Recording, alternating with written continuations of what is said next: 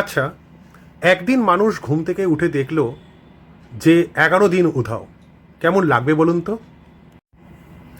সেই দিনটি ছিল 2 সেপ্টেম্বর 1752।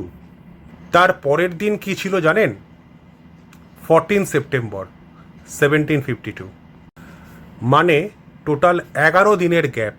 মানে এই 11 দিন কোনো বাচ্চা জন্মায়নি, আর একজন মরেও যায়নি।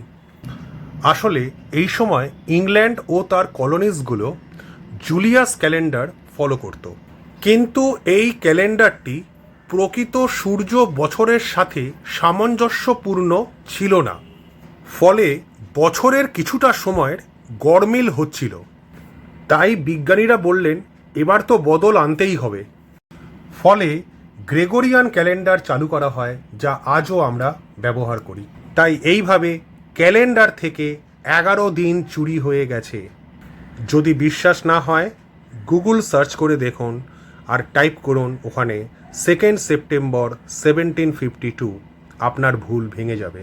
আর তার সঙ্গে কমেন্টে লিখুন, যদি আপনার জীবন থেকে 11টা দিন হারিয়ে যায় আপনি কি করবেন। এরকম অদ্ভুত কিন্তু সত্য ইতিহাস জানতে আমার এই পেজটি ফলো করুন। Thank you.